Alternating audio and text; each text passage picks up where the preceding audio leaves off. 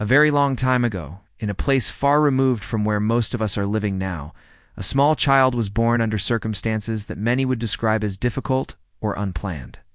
There was very little preparation in the way people usually imagine it, and things seemed to come together at the last possible moment. According to the story, the child was born in a humble setting, surrounded not by grandeur or ceremony, but by simplicity and quiet presence. From a broader perspective, however, the conditions of the birth were never the point. The surroundings, the opinions of those nearby, and the apparent lack of structure did not diminish what was unfolding.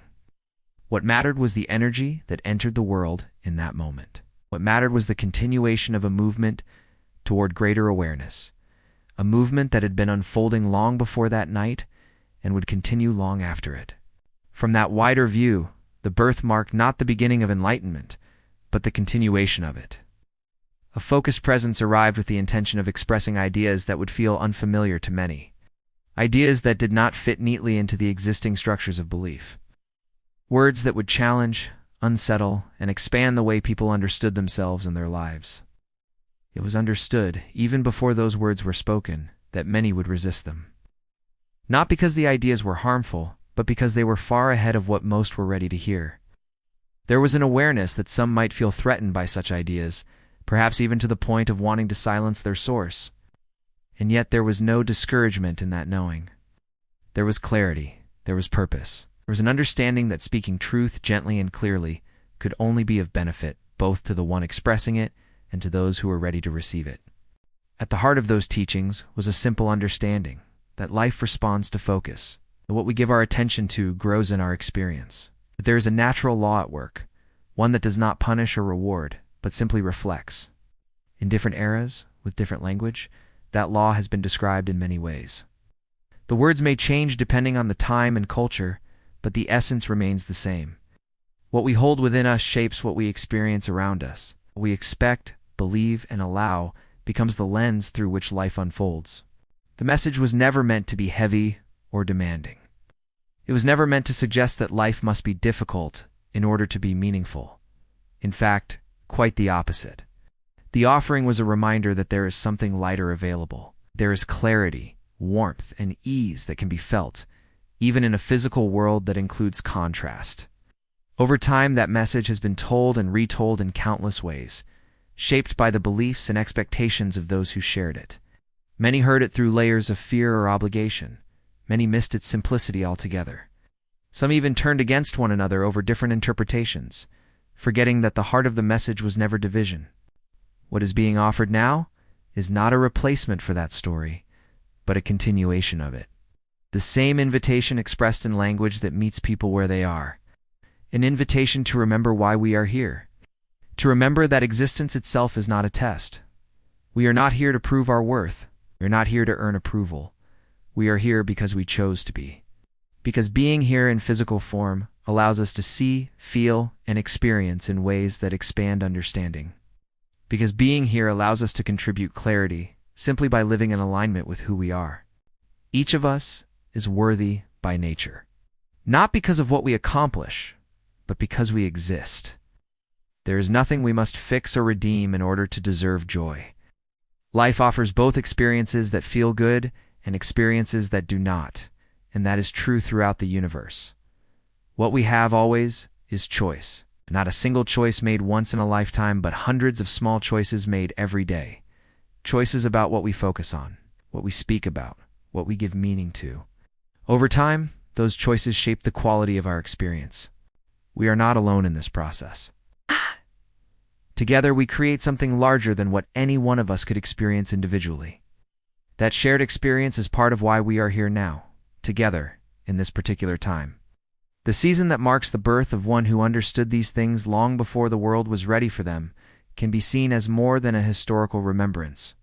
It can be a celebration of life itself, a celebration of continuity, a reminder that our power is not located in the past or in some distant future, but right here in the present moment.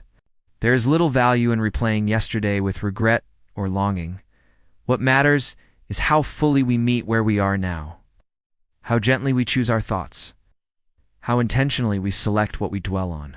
When we choose thoughts that uplift us, we naturally move closer to that inner state that has been described in many traditions as heaven. not a place somewhere else, but a feeling that arises from within, a state of alignment, a sense of ease and appreciation that does not depend on circumstances changing first. The world does not need to agree with us for this to be our experience. Others do not need to understand or believe in the same way. But when we allow ourselves to live this understanding, we become an example, not by preaching or convincing, but simply by embodying a different way of being. Without that example, others have nothing to respond to. Without that lived clarity, the message remains abstract. It is true that stories of struggle and suffering often capture attention more easily than stories of peace. Pain can be dramatic. Difficulty can feel important. And yet there are two primary ways that people tend to be motivated. One is through the pull of something desired so clearly that it inspires movement. The other is through the discomfort of lack, which pushes people to act in order to escape it. Ow. Many spend much of their lives responding to the second. And at some point, there comes a quiet decision to turn toward the first. To give attention not to what is missing, but to what is already present and good. When we look again at the story that is so often told at this time of year, we can choose which aspects we emphasize. We can focus on hardship, or we can focus on intention. We can focus on sacrifice, or we can focus on love for life itself. We can remember the image of a child entering the world with a simple but powerful knowing that being here mattered, living openly mattered, that offering clarity through example mattered. As that child grew, others recognized something familiar in him. Not superiority, but resonance, a shared understanding, a willingness to question old assumptions, and to seek freedom and joy in living. The group was never large, but it was sincere. And when the time came for that particular expression to return to the non-physical, the message did not end. It continued through anyone willing to live with that same openness, through anyone who chooses curiosity over fear, through anyone who values growth and joy. So as this season is celebrated, it need not be about a single event long ago. It can be about recognizing the same essence within ourselves, the same desire to experience life fully, the same impulse toward love, appreciation, and expansion. This is not something that must be learned from books or secondhand stories. It is something that is lived, moment by moment, through the way we choose to feel and focus. We are constantly gathering information from our experiences, constantly noticing what feels better and what does not. And in every situation, we have the option to look for what uplifts us. There is no circumstance that contains only one perspective. There is always more than one way to view what is happening. And knowing that choice exists is liberating. If there is one thing to take from this reflection, especially on a day meant for warmth and connection, it is this. Place how you feel at the top of your priorities. Let that guide your choices. When you do, other aspects of life naturally begin to align, not through force, but through ease, not through effort, but through allowance. A meaningful Christmas does not require perfection. It does not require agreement. It requires presence. A willingness to notice what feels genuine and life-affirming. A willingness to allow joy without justification. When we do that, we are not honoring a story from the past. We are living its essence now. And that is a gift worth sharing.